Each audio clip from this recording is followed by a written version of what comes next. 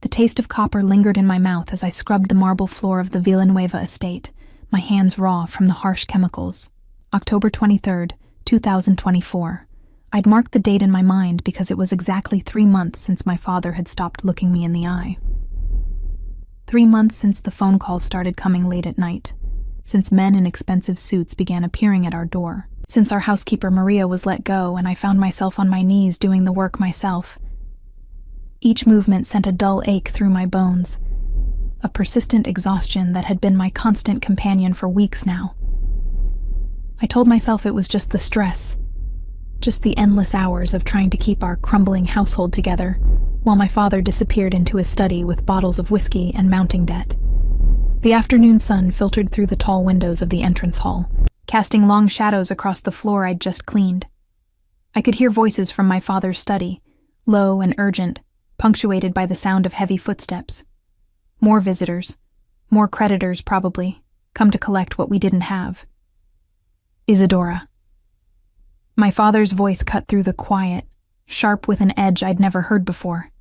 Not anger exactly, but something worse. Resignation. I pushed myself up from the floor, my knees protesting, and wiped my hands on the apron that had become my daily uniform. When I entered the study, I found my father standing behind his desk like a man awaiting execution. And across from him, in the leather chair that had once been my grandfather's, sat a man who made the air in the room feel suddenly thinner. He was perhaps 35, with dark hair swept back from a face that could have been carved from marble. Sharp cheekbones, a jaw that suggested he rarely smiled, and eyes the color of espresso that tracked my movement with an intensity that made my pulse quicken. His suit was black and perfectly tailored, the kind of garment that cost more than our household staff's yearly wages used to be. A gold watch caught the light at his wrist, understated but undoubtedly expensive. But it was his presence that truly arrested me.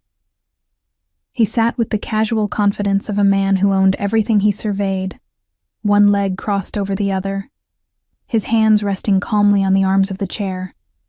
This was not a creditor. Creditors were nervous, aggressive, desperate. This man was none of those things. He was something far more dangerous.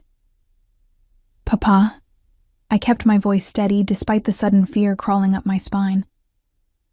"Isadora, this is Lorenzo Cavallero." My father's voice shook slightly. "He's come to discuss the matter of my debt." Lorenzo Cavallero. The name triggered a cascade of memories, whispered conversations I'd overheard, warnings from Maria before she'd left.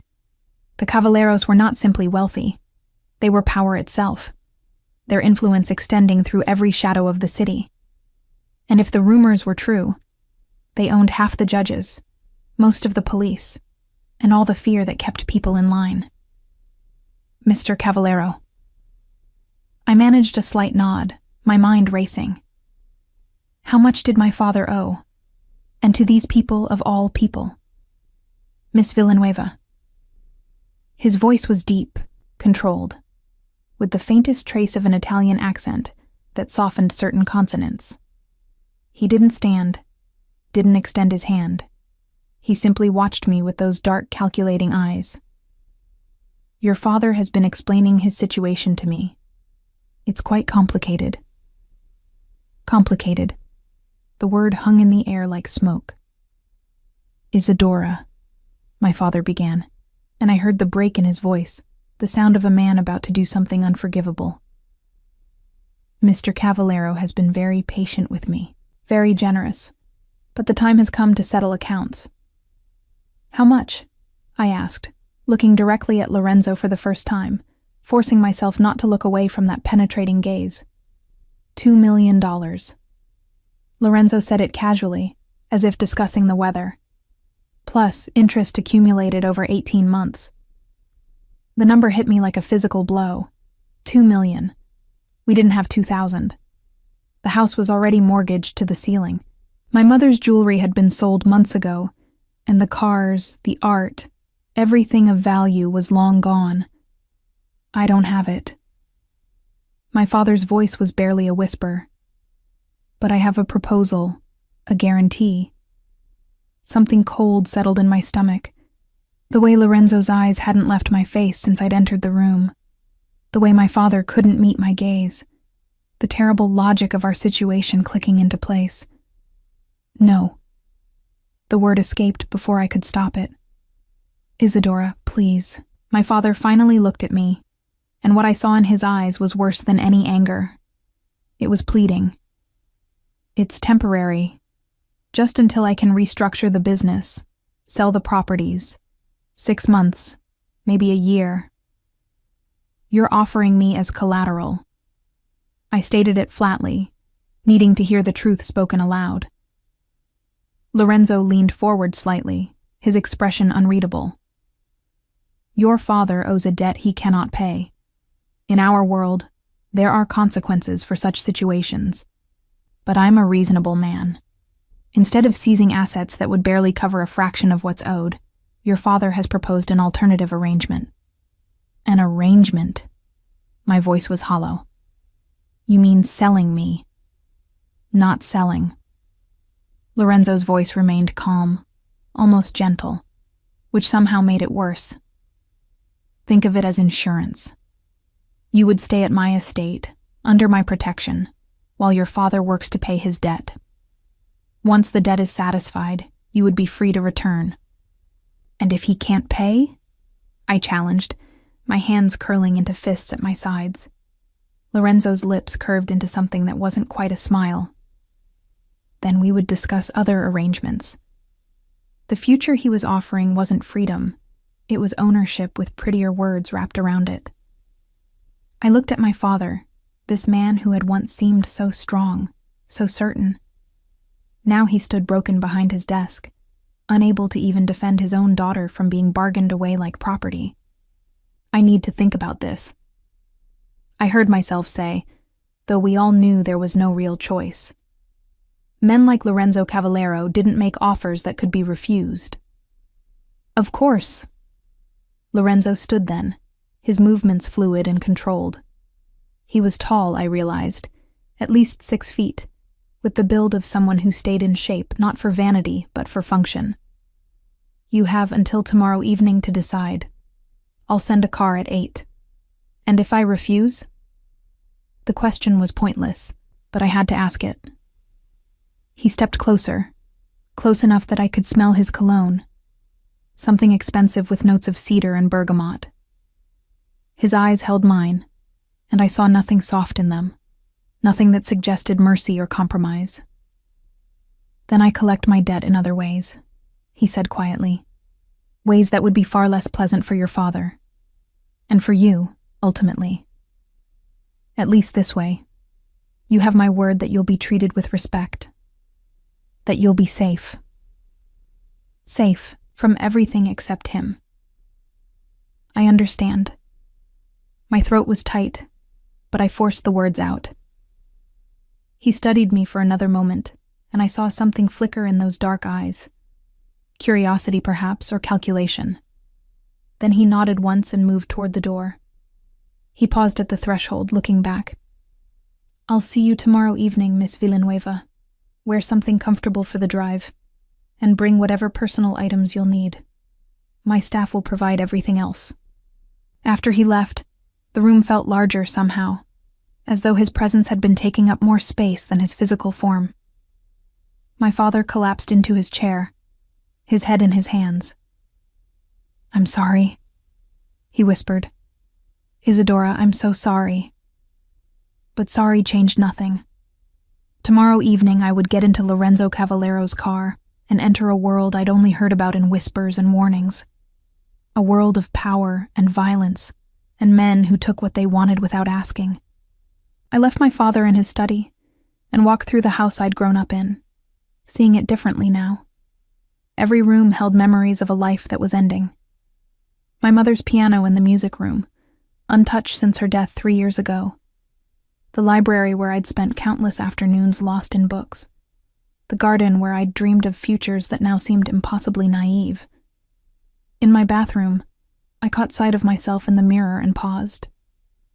I looked tired, I realized. More than tired, exhausted in a way that went bone deep. Dark circles shadowed my eyes, and my skin had a pallor that no amount of makeup could hide. I'd been attributing it to stress, to the endless work and worry of the past months. But standing there, about to be handed over to a man like Lorenzo Cavallero, I allowed myself to acknowledge what I'd been avoiding. Something was wrong with me. Had been wrong for weeks now. The exhaustion, the persistent low-grade fever, the bruises that appeared without cause.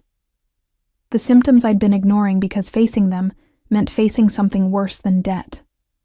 Worse than being collateral in a devil's bargain. I touched the swollen lymph node at my neck, the one I'd been pretending wasn't there. Tomorrow, I would become Lorenzo Cavallero's insurance policy, and he would have no idea that the guarantee he'd accepted was already broken in ways he couldn't see. That night, I barely slept. I lay in my bed, in my room, surrounded by the remnants of a life that would end at 8 o'clock the following evening. I thought about running, about disappearing before the car arrived. But where would I go? And what would happen to my father if I did? No, I would keep my father's bargain. I would get into that car and face whatever waited for me in Lorenzo Cavallero's world. But I would do it on my own terms, with my eyes open and my secrets kept close. Because if he was going to own me, even temporarily, he would never own all of me. Some things remained mine alone, including the truth about the illness I could feel spreading through my body like silent fire. The clock on my nightstand ticked toward morning, each second bringing me closer to the moment everything would change. And in the darkness, I made myself a promise. Lorenzo Cavallero might think he was claiming a possession, insurance against a debt. But he was getting something far more complicated than he'd bargained for. He was getting me, and I had no intention of being anyone's guarantee. The car that arrived at precisely 8 o'clock was a black Mercedes S-Class, the kind of vehicle that whispered wealth rather than shouting it. The driver who emerged was a man in his 50s, his expression professionally neutral as he opened the rear door. "Miss Villanueva," he said with a slight nod. "I'm Marco, Mr. Cavallero's driver. May I help with your luggage?" I looked at the single suitcase I'd packed, containing what few possessions I couldn't bear to leave behind. My mother's jewelry box, a few books, clothes that would probably be inadequate for wherever I was going. "I can manage." My father stood on the steps of our house, watching. He'd tried to speak to me several times throughout the day, but I'd avoided him. What was there to say? Sorry didn't change the fact that I was being traded like property to settle his debts.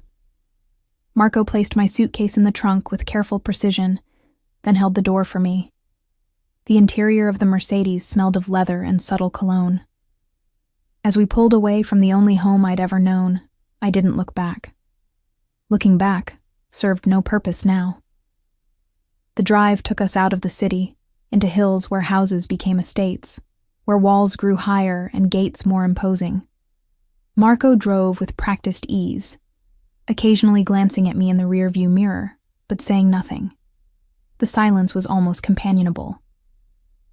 We turned off the main road onto a private drive, passing through gates that opened automatically. The Cavallero estate revealed itself gradually, like a secret being reluctantly shared. The main house was a sprawling structure of stone and glass, modern architecture blended with classical Italian design. Gardens surrounded it, meticulously maintained despite the late October chill. In the fading light, I could see other buildings in the distance, what looked like guest houses or staff quarters, and beyond that, what might have been stables. This wasn't just wealth. This was empire. Marco pulled up to the main entrance where a woman in her 50s waited, her dark hair pulled back in an elegant chignon, her dress simple but clearly expensive. She smiled as I emerged from the car, a warm expression that seemed genuine. "Miss Villanueva, welcome. I'm Lucia, the estate manager. Mr. Cavallero asked me to show you to your quarters and help you get settled." "Thank you," I managed, thrown slightly by the hospitality. I'd expected something colder, more prison-like, Lucia led me inside, through an entrance hall that took my breath away. A massive chandelier hung from the 3-story ceiling, casting warm light over marble floors and walls adorned with what I suspected were original Renaissance paintings. A grand staircase curved upward, its banister gleaming dark wood that probably cost more than my father's house. The main house has 42 rooms, Lucia explained as we climbed the stairs. Mr. Cavallero's private quarters are in the west wing. You'll be staying in the east wing, which offers more privacy and a beautiful view of the gardens. Privacy. The word was carefully chosen, I realized. Separate from Lorenzo, but still very much under his control. My quarters turned out to be a suite of rooms that was larger than the entire first floor of my family home. A sitting room with floor-to-ceiling windows, a bedroom with a 4-poster bed that looked like it belonged in a palace, and a bathroom of marble and gold fixtures that seemed almost obscene in its luxury. "I've taken the liberty of having some appropriate clothing brought up," Lucia said, gesturing to a walk-in closet I hadn't noticed. "Mr. Cavallero thought you might need a few things. If anything doesn't fit or isn't to your taste, just let me know, and we'll have it corrected immediately." I opened the closet door to find it filled with clothes, all in my exact size. Dresses, pants, blouses, shoes, everything coordinated, everything expensive, everything chosen by someone who'd clearly studied me before I'd ever arrived. How did he know my size? The question escaped before I could stop it. Lucia's smile was understanding. "Mr. Cavallero is very thorough in all his endeavors. Dinner is at 8:30. I'll return at 8:15 to show you to the dining room, unless you'd prefer to eat in your room tonight." "I'll come down." I wasn't going to hide. After Lucia left, I explored my gilded cage more thoroughly. The windows didn't lock from the inside, I noticed. The door had no key. The message was clear. I could move within my assigned space, but I wasn't truly free. I changed into one of the dresses from the closet, a simple black sheath that fit perfectly because of course it did. In the bathroom mirror, I studied myself. The dress was elegant, appropriate for dining with a man like Lorenzo Cavallero, but it couldn't hide the signs that concerned me more with each passing day. The shadows under my eyes had deepened, and my skin had taken on a transparency that seemed to reveal every vein beneath. I'd researched my symptoms 3 days ago, finally allowing myself to face what I'd been avoiding. Leukemia. The word had stared back at me from the medical websites with clinical certainty. Acute lymphoblastic leukemia, most likely, given the rapidity of my symptoms. I needed to see a doctor, needed tests, needed treatment. But how could I tell Lorenzo Cavallero that his insurance policy was defective? That the guarantee he'd accepted might not survive long enough for my father to pay his debt? At 8:15 precisely, Lucia returned and led me through corridors lined with more art, more evidence of wealth accumulated over generations. We descended a different staircase and emerged into a formal dining room where a table set for 2 gleamed with crystal and silver. Lorenzo stood by the windows, looking out at the gardens now dark with night. He'd changed from the black suit into something more casual, but no less expensive. Charcoal slacks and a white shirt with the sleeves rolled to his elbows. When he turned at our entrance, I saw him properly for the first time in good light. He was devastating. Not handsome in a classical sense, but compelling in a way that made it hard to look away.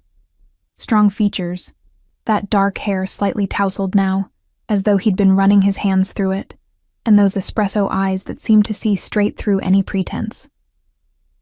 Isadora. My name in his mouth sounded different, almost possessive. "I hope you found your accommodations acceptable." "They're very generous." I kept my voice neutral, professional almost. "Please sit." He gestured to the chair across from his at the head of the table. A man appeared from what must be the kitchen, setting plates before us with practiced efficiency. The meal was expertly prepared, Italian cuisine that smelled divine. Under normal circumstances, I would have been salivating. But my stomach had been unreliable lately, and the thought of eating made me vaguely nauseous. "You're not eating," Lorenzo observed after a few minutes, his own plate already half finished. "I'm not very hungry." I moved food around with my fork, trying to make it look like I was making an effort. His eyes narrowed slightly. "Lucia mentioned you didn't eat lunch either, or breakfast. So I was being watched, reported on. Of course I was." "I'm fine," I said. "Just adjusting." "To being here, or to the situation in general?" He sipped his wine, still watching me with that unnerving intensity. "Both." I set down my fork, giving up the pretense. "Can I ask you something?" "You can ask. Whether I'll answer is another matter." "What exactly do you expect from me?" "My father said this was temporary, that I'm just insurance." "But what does that actually mean?" Lorenzo leaned back in his chair, considering his words carefully. "It means you live here, under my protection, until your father's debt is satisfied. You'll be treated as a guest, not a prisoner. You'll have freedom to move about the estate, access to anything you need. In return, I expect your cooperation and your presence."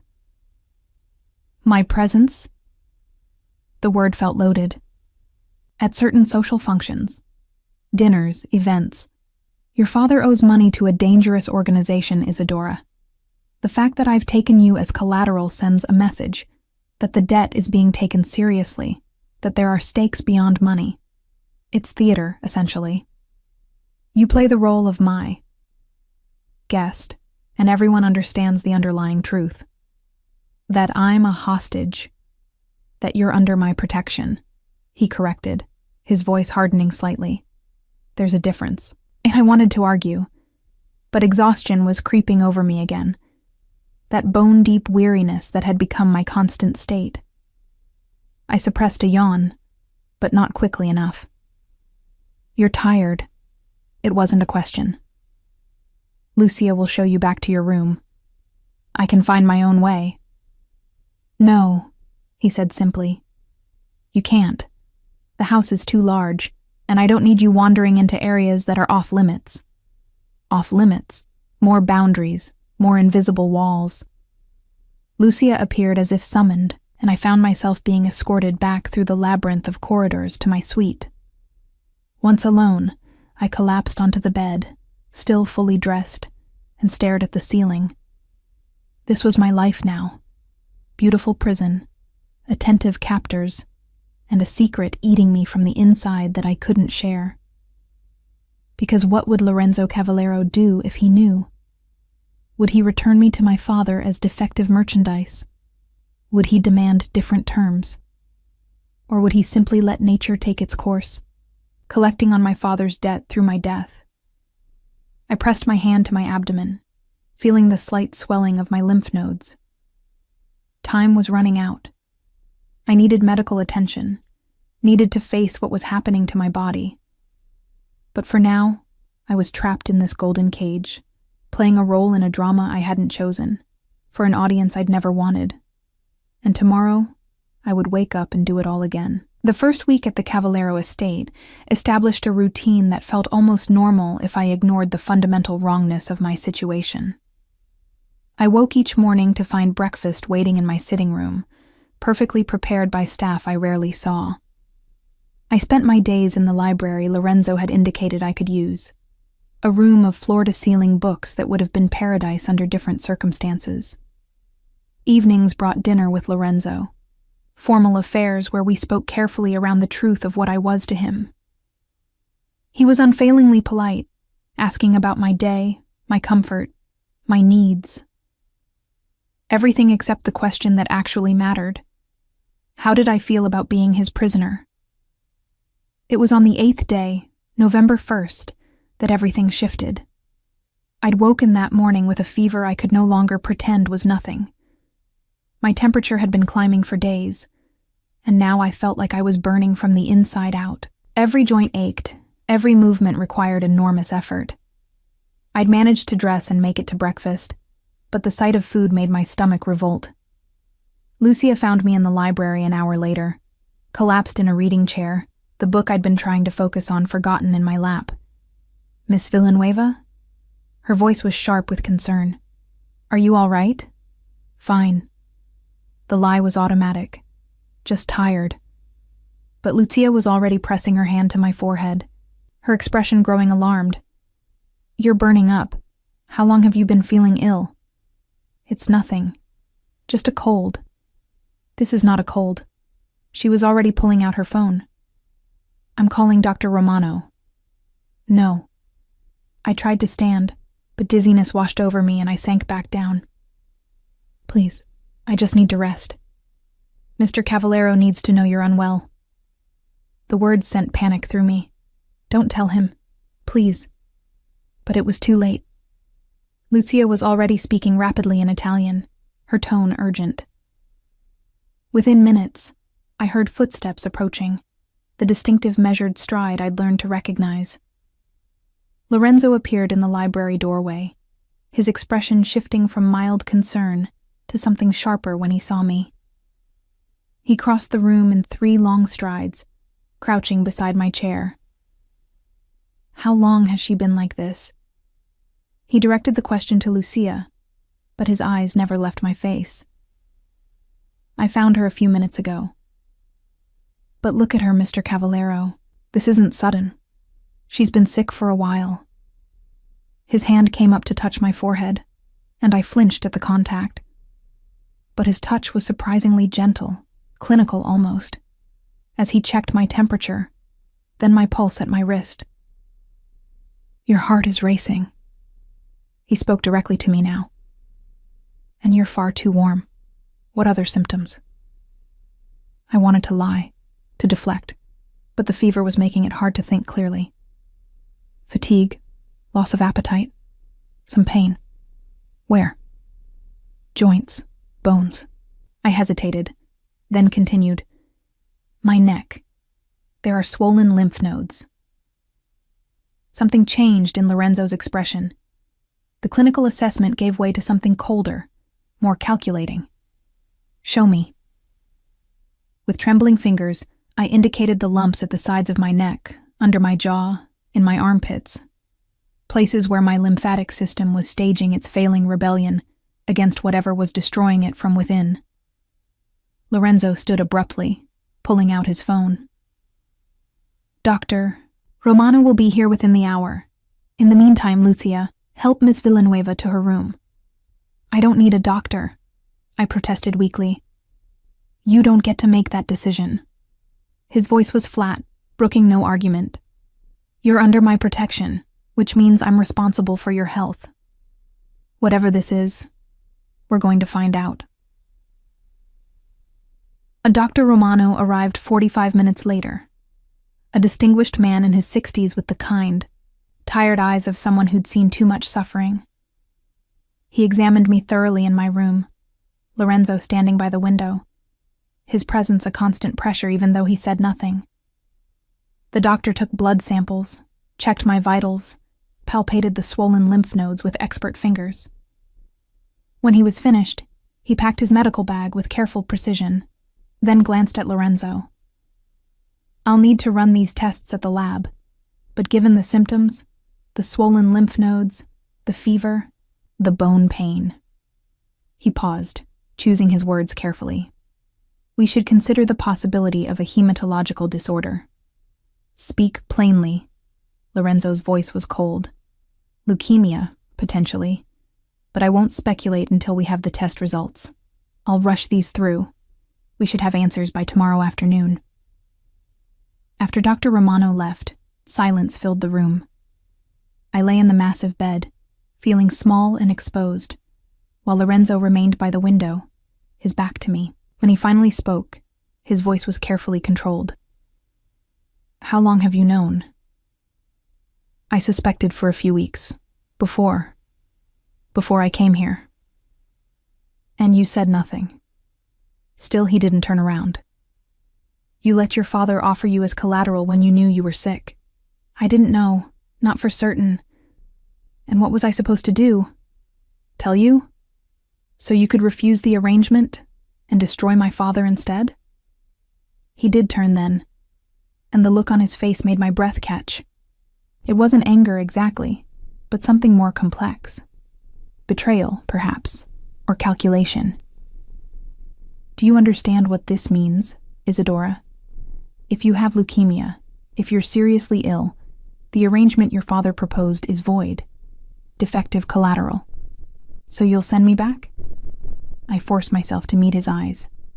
Return the broken merchandise? Is that what you think I am? His voice was soft, dangerous. That I'd throw you out because you're sick? I don't know what you are. The fever was making me bold, stripping away the careful politeness I'd been maintaining. You took me as payment for a debt.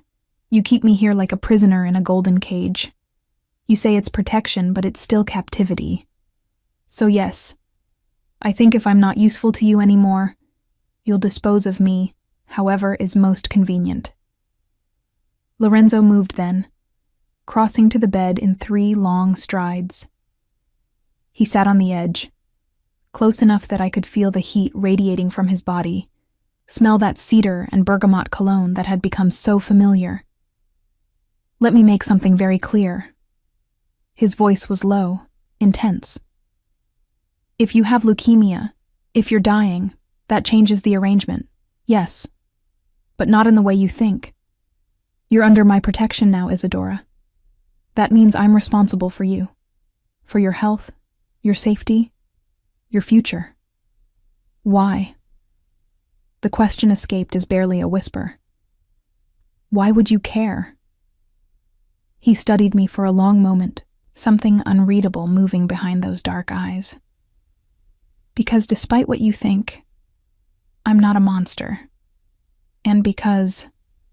He paused, seeming to choose his words carefully.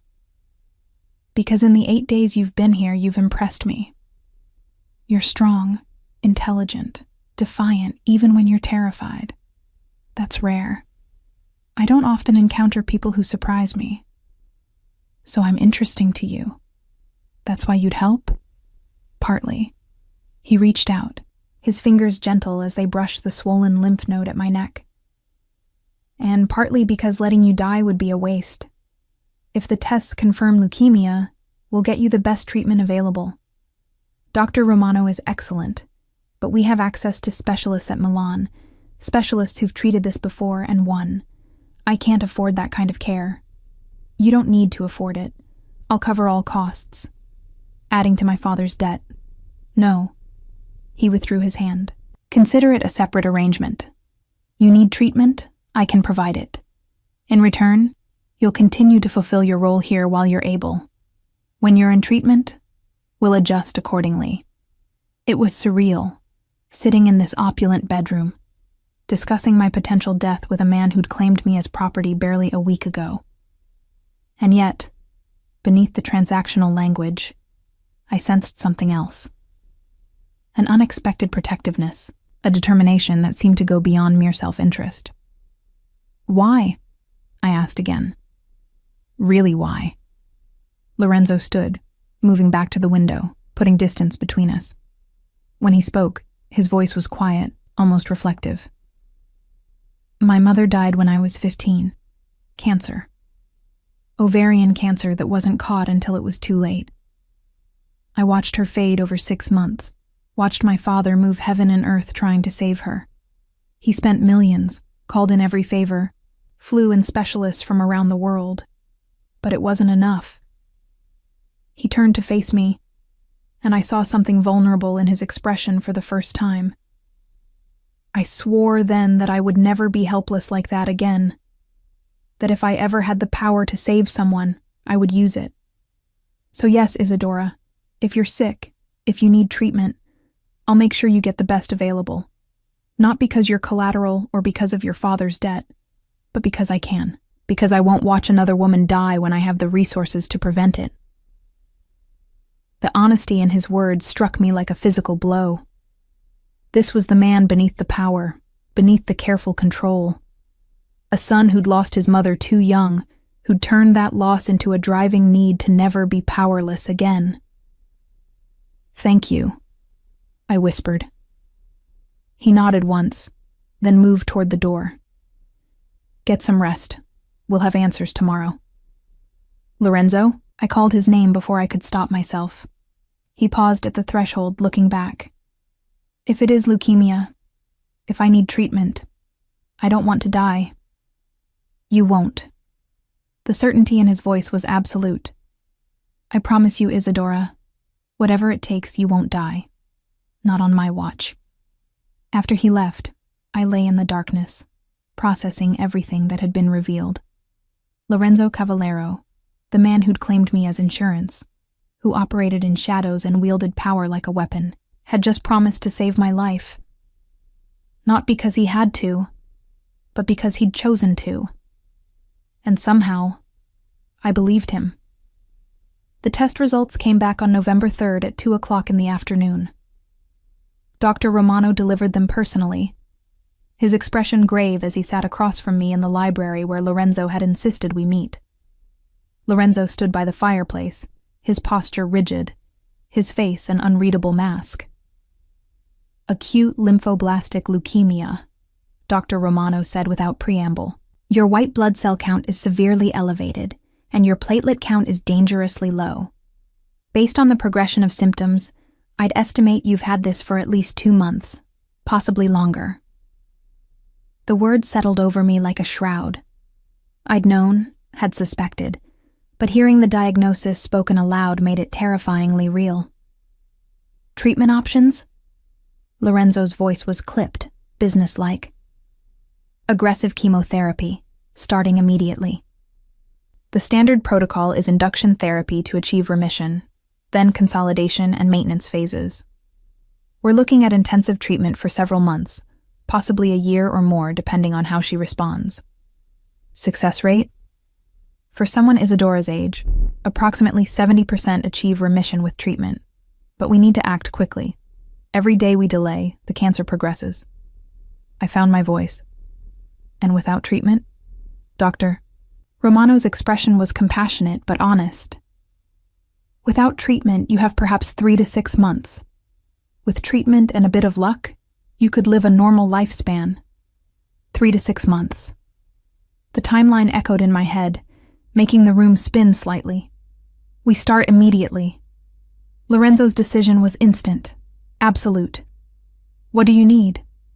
Over the next hour, Dr. Romano outlined the treatment plan. Lorenzo listened with intense focus, asking sharp questions about protocols, side effects, success rates. He made calls, pulling strings I didn't fully understand, arranging for specialists to consult, for a treatment facility to be prepared. When Dr. Romano finally left, I sat in stunned silence, trying to process the enormity of what was happening. Lorenzo poured himself a whiskey, then offered me water, which I accepted with trembling hands. You don't have to do this, I said quietly. The treatment will cost hundreds of thousands of dollars. You could just let me go home. Let my father deal with it. Your father doesn't have the resources to save you.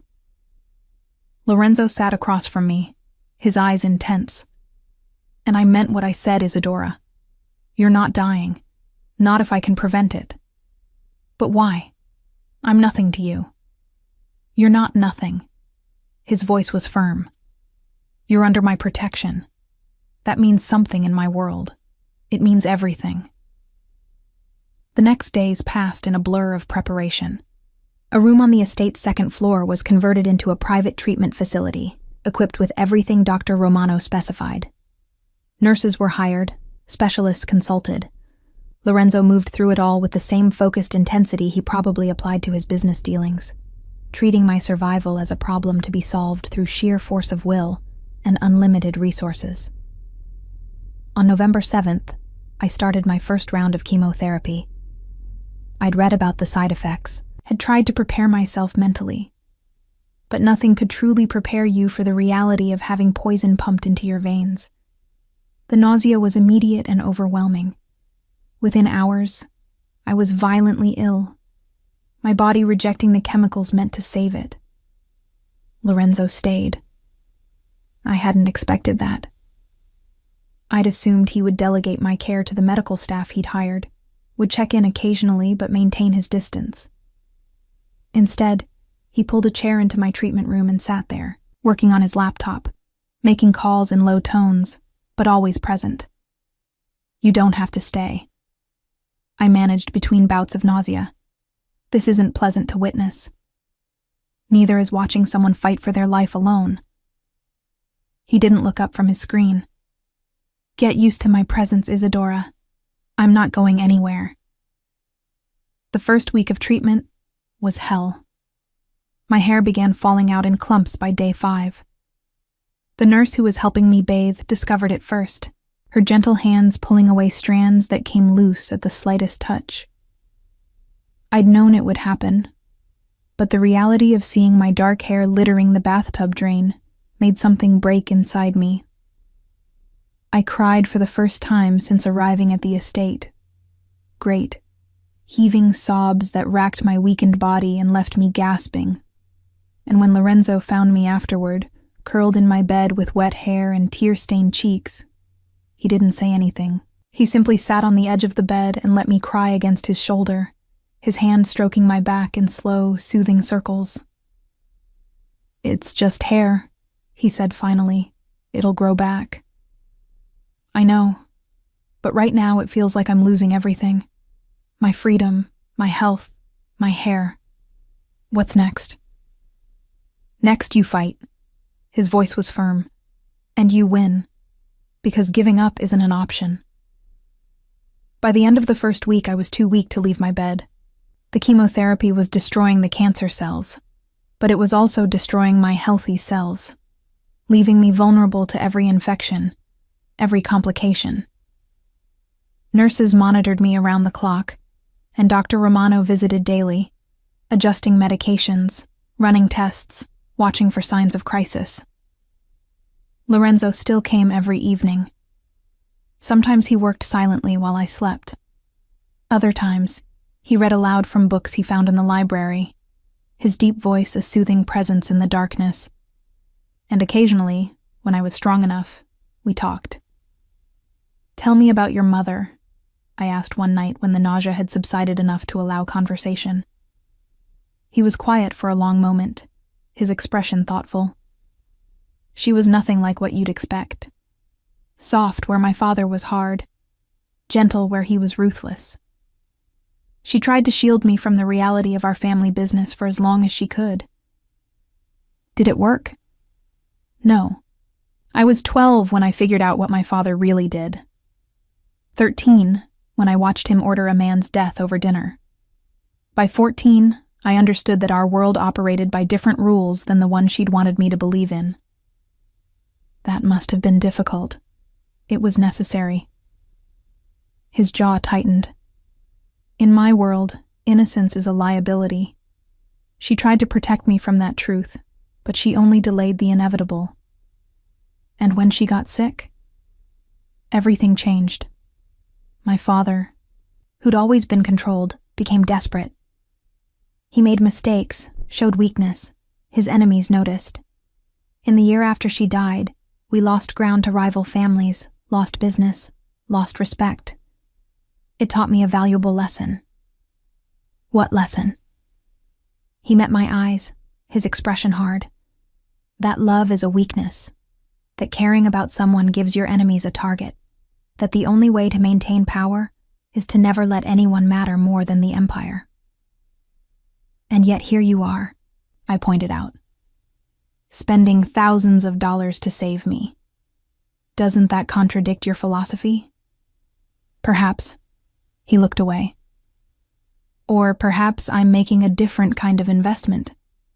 "In what?" "In proving that I'm not my father, that I can save someone when it matters." His voice softened. "That I won't be helpless again."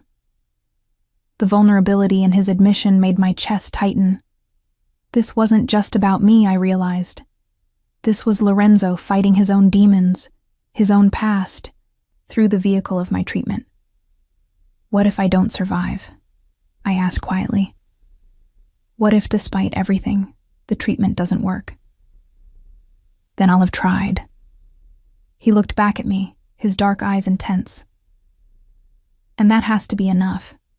But Isadora, you're going to survive. Because I won't accept any other outcome." The certainty in his voice was both comforting and terrifying.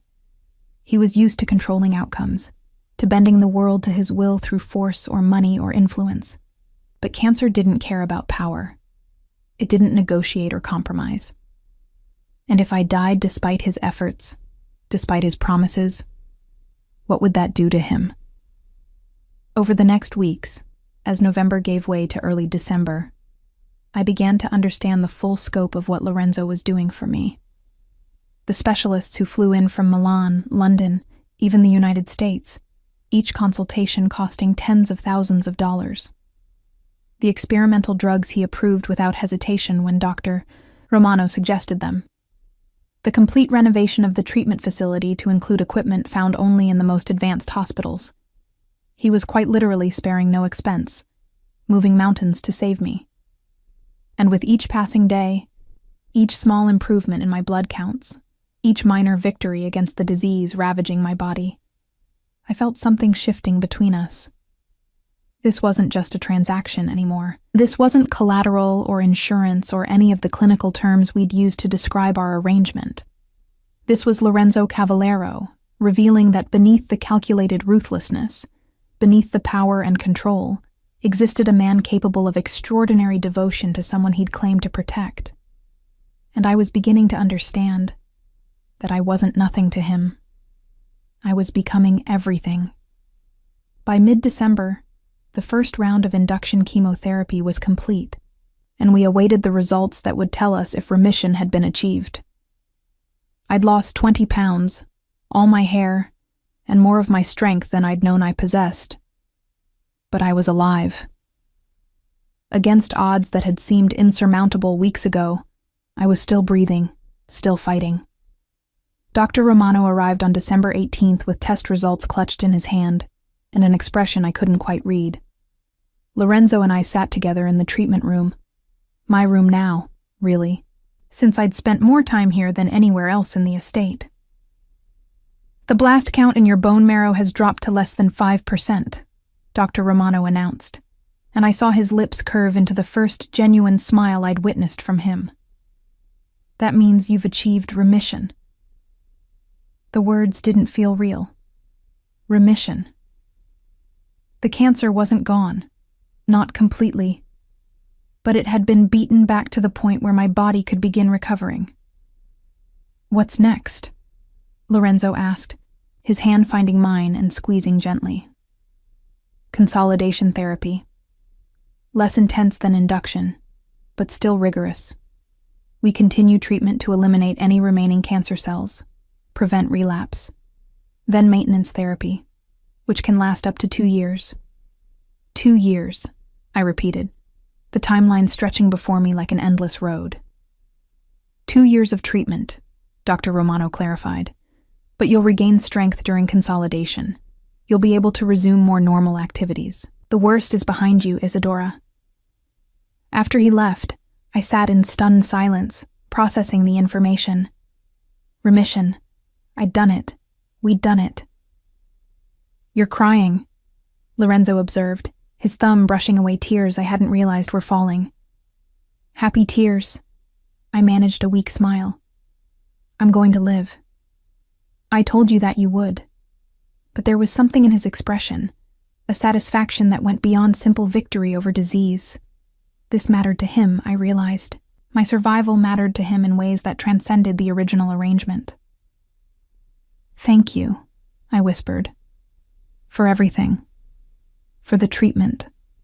For staying. For not giving up on me. I don't give up on what's mine." The possessiveness in his voice should have alarmed me, but instead it sent warmth through my chest. "Is that what I am? Yours?" "Yes." No hesitation, no qualification. "You've been mine since the moment your father offered you as collateral. But now..." He paused, seeming to search for words. "Now it's different." "Different how?" "Now I'm choosing to keep you. Not because of debt or arrangement, but because I want to. The admission hung between us, weighted with implications I wasn't sure I was ready to face. Lorenzo Cavallero, the man who'd claimed me as insurance, was saying he wanted me, not as property, but as... what exactly? Before I could formulate a response, his phone rang. He glanced at the screen, his expression darkening. I need to take this. He stood, stepping into the hallway. But even through the partially closed door, I could hear his voice rising, sharp with anger I'd never heard directed at me. What do you mean he's making moves against the Castellano territory? That violates our agreement. No, I don't care what he thinks my priorities have been. The business continues as always. Yes, I'm aware that I've been spending time away from the office. That doesn't change. He fell silent, listening to whoever was on the other end. When he spoke again, his voice was cold. Dangerous. Tell Marcello that if he thinks my absence is an opportunity, he's gravely mistaken. I'll deal with this personally. Set up a meeting for tomorrow. He ended the call and returned to the room, but his expression had shifted. The gentle man who'd held my hand moments ago had been replaced by the dangerous crime lord who commanded an empire. Is everything all right? I asked, though clearly it wasn't. Business complications. He sat back down, but tension radiated from him. Nothing for you to worry about. Lorenzo, I heard you on the phone. Someone thinks you're weak because you've been here with me. Let them think what they want. His voice was hard. They'll learn otherwise soon enough. But if I'm causing problems for you, if my treatment is affecting your business... Stop. He cut me off. This is not your concern. My business, my enemies, my problems to handle. Your only job is to get better. But it was my concern, because I was the cause.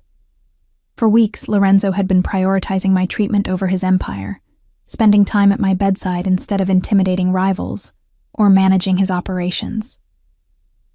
And now, someone named Marcello was testing the boundaries, seeing if Lorenzo's focus elsewhere meant opportunity.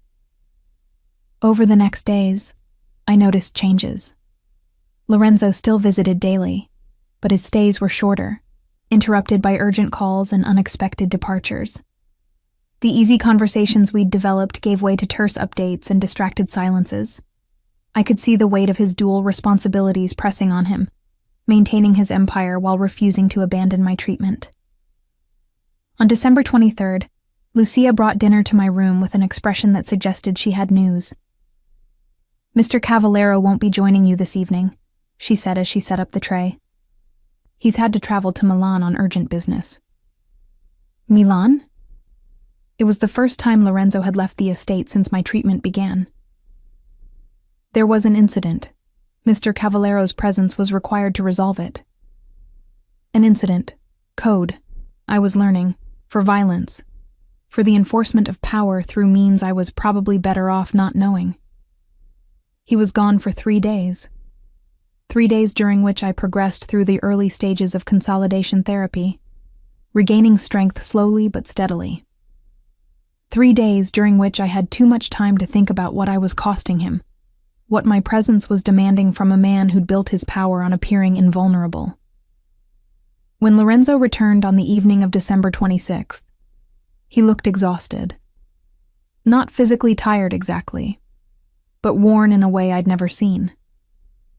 He came directly to my room, bypassing his own quarters, and collapsed into the chair by my bed. "You're back," I said unnecessarily. "I'm back." He closed his eyes, his head resting against the chair back. Was it bad? In Milan? Bad enough. He opened his eyes, looking at me with an expression I couldn't quite read. Marcello thought my absence from daily operations meant weakness. He tried to move against one of our territories, take over distribution in the north. What happened? I made it very clear that my priorities haven't changed. that anyone who mistakes mercy for weakness will regret it. His voice was flat, empty of emotion. 3 of his men are in the hospital. He won't be making that mistake again. I absorbed this, understanding the violence implied but not stated. This was the reality of Lorenzo's world, the cost of the power he wielded. And by being here, by requiring his time and attention, I'd inadvertently created a vulnerability his enemies were trying to exploit. "You should go back," I said quietly. "To Milan, to your business. I'm in remission now. I don't need you here every day." "Is that what you think?" He sat up, his dark eyes intense. "That I'm only here out of obligation? I think you're trying to run an empire while babysitting a sick woman, and it's not sustainable." "Babysitting," he laughed, but there was no humor in it. "Is that what you think this is? What else would you call it?" He stood, crossing to the bed in 2 long strides. His hands framed my face, gentle despite the intensity in his expression. "I call it choosing you. Every day, every moment. I call it deciding that for the first time in my life, something matters more than power or territory or what my enemies think." His thumb traced my cheekbone, the gesture achingly tender. "You matter more, Isadora. Your life, your health, your future. That matters more than all of it." "Lorenzo." "No, let me finish." His voice was fierce. "You asked me once why I was doing this. I told you it was about not being helpless like when my mother died. And that was true, partly. But it's more than that now. You've become essential. The thought of losing you, of failing to save you, it's unbearable. So yes, I'm managing both my empire and your care. Yes, it's complicated and difficult, and causing problems I'll have to address. But I'm not walking away from you. Not now, not ever." The declaration should have frightened me. This was possession, claiming, the kind of obsessive devotion that in other circumstances might have felt suffocating. But from Lorenzo, after everything we'd been through, it felt like safety. Like being cherished by someone who'd never allowed himself to cherish anything. "I'm falling in love with you," I admitted, the words escaping before I could stop them. "I don't know when it started. Maybe when you stayed through that first horrible week of treatment. Maybe when you held me while I cried about losing my hair. But somewhere along the way, this stopped being about debt or arrangement or even gratitude. I'm falling in love with you, Lorenzo Cavallero, and I don't know what to do about it." He kissed me then, gentle despite the passion I could feel coiled beneath his control. It was our first kiss, achingly sweet and patient, a claiming that asked rather than demanded. When he pulled back, his eyes held something I'd never seen there before. Vulnerability, hope, and unmistakable love. "Then fall," he whispered against my lips. "And I'll catch you. Because I fell weeks ago, Mia Cara. The moment I realized I'd move heaven and earth to keep you alive. The moment I understood that saving you was saving myself. And in that moment, in that beautiful room that had witnessed so much pain and struggle, and now this overwhelming tenderness, I understood the truth. We'd both been saved. Not from debt or disease or enemies, but from the loneliness that had defined us both. Lorenzo had been alone in his power, isolated by fear and calculation. And I'd been alone in my illness, facing death without anyone who truly cared if I survived. But we weren't alone anymore. We had each other.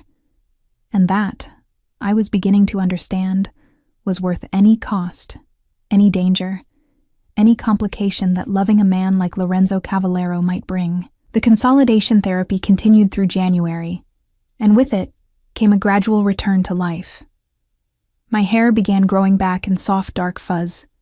My strength returned in increments, and the hollow fear that had been my constant companion began to recede. Dr. Romano's reports grew increasingly optimistic with each passing week, each test showing my body reclaiming itself from the cancer that had tried to destroy it. But as I grew stronger, threats from Lorenzo's world grew more insistent. Marcello's challenge in Milan had been just the beginning. Word had spread that Lorenzo Cavallero, the untouchable prince of the Italian crime families, had a weakness. A woman. Not just any woman, but a sick woman who consumed his time and attention and resources. And in the ruthless calculus of their world, weakness was opportunity. On January 29th, everything came to a head. I was in the garden, my first time outside in weeks, bundled in warm clothing despite the winter chill, simply breathing fresh air and feeling sunlight on my face. Lorenzo was in his study handling business he'd put off too long. Lucia had accompanied me, standing a respectful distance away while I walked slowly along the gravel paths. I didn't hear them coming. Later, Lorenzo would tell me they'd disabled the perimeter security, breached the grounds with professional efficiency. All I knew was one moment I was admiring the winter roses, and the next, 3 men in dark clothing materialized around me. "Miss Villanueva," one of them spoke with a heavy accent I couldn't place.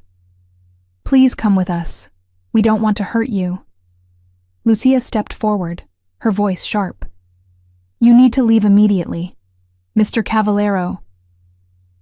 One of the men grabbed her, a hand over her mouth, preventing her scream. The leader moved toward me, and instinct overrode my weakened state. I ran. I didn't get far. My body, still recovering from months of treatment, couldn't sustain the effort. I'd made it perhaps 20 yards before strong hands caught my arms, pulling me to a halt. I screamed then, loud and desperate, hoping someone would hear. Someone did. The explosion of violence happened so fast I could barely process it. One moment the men were dragging me toward the garden's back gate. The next Lorenzo was there, appearing like an avenging angel with Marco, and 2 other men behind him. What followed was brutal and efficient. Lorenzo moved with lethal precision, eliminating threats with the same focused intensity he'd applied to my treatment. Within 90 seconds, all 3 intruders were on the ground, one unconscious, one clutching a broken arm, one with blood streaming from his nose. Lorenzo came to me immediately, his hands gentle as they checked me for injuries, his voice low and urgent. "Are you hurt? Did they touch you?" "I'm fine. I'm okay."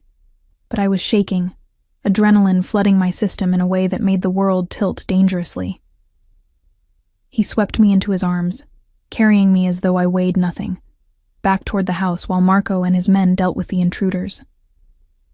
In my treatment room, he set me down on the bed and immediately called Dr. Romano, despite my protests that I was physically unharmed. "Your blood pressure is elevated," the doctor confirmed after examining me. "But that's to be expected given the shock. Rest is what you need now, and no more outdoor excursions until Mr. Cavallero can ensure better security." After Dr. Romano left, Lorenzo paced the room like a caged predator, fury radiating from every line of his body. "This is my fault," he said finally. "I let my guard down. I got complacent because you were getting better, because I was happy, and they exploited it." "Who were they?" "Marcello's men, trying to take you as leverage against me." His hands clenched into fists. They were going to use you to force my cooperation, probably torture you to prove they were serious. The casual way he said torture sent ice through my veins. This was the reality I'd been insulated from during my treatment. The violence, the ruthlessness, the complete disregard for human life that characterized Lorenzo's world. "What happens now?" I asked quietly. "Now I end this." His voice was cold, absolute. I've been patient with Marcello, given him chances to back down peacefully. But coming after you crosses a line that can't be uncrossed. He's declared war, and I'm going to finish it. "Lorenzo, please, don't do anything you'll regret because of me." "Regret?" He looked at me, his expression fierce. The only thing I'd regret is if they'd succeeded. If they'd taken you from me, hurt you, used you as a weapon against me. That I couldn't survive. Over the next 3 days, Lorenzo waged his war.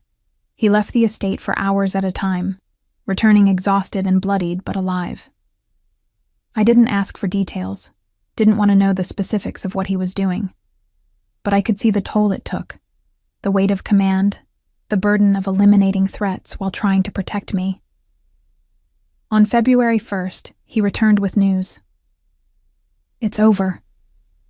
He collapsed into the chair by my bed, his face drawn with exhaustion. Marcello is finished. His operations are disbanded. His men scattered or dead. No one else will make the mistake of thinking you're an easy target. At what cost? I studied his face, seeing new lines of stress, new shadows in his eyes. A cost I'd pay 1,000 times over to keep you safe. He reached for my hand, lacing his fingers through mine. But Isadora, I need to tell you something. After what happened, after nearly losing you to those men, I've made a decision.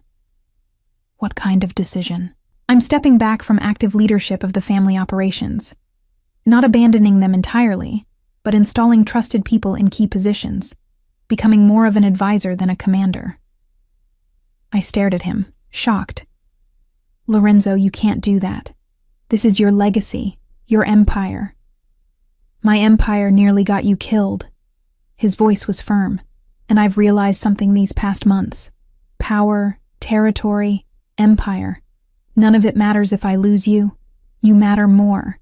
Your life, your health, our future together. That matters more than all the rest combined. But what will you do? Focus on the legitimate businesses. The real estate holdings, the investments, the companies we've acquired. There's an entire empire there that doesn't require violence or constant vigilance. And it means I can be present.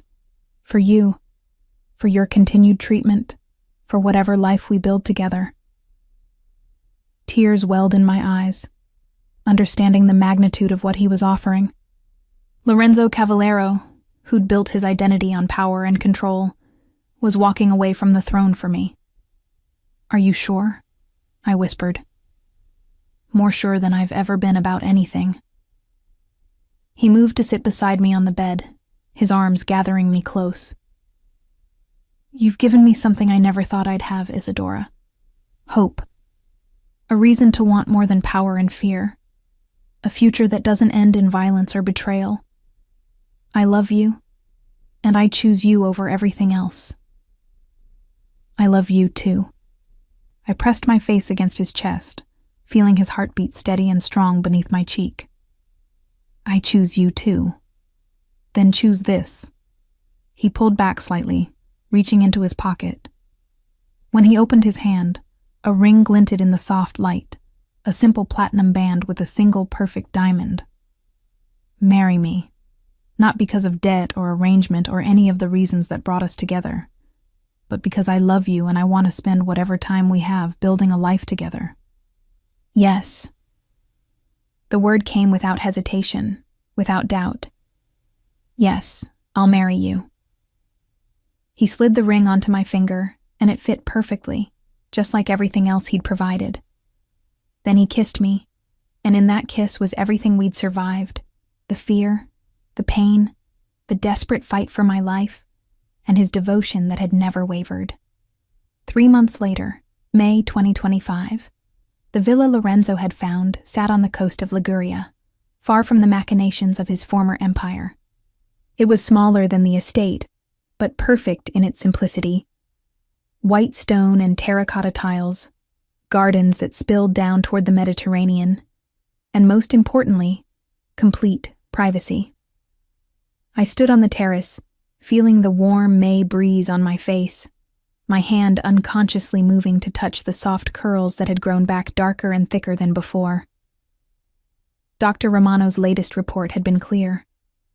I remained in complete remission, the cancer undetectable, my body healing itself with each passing day.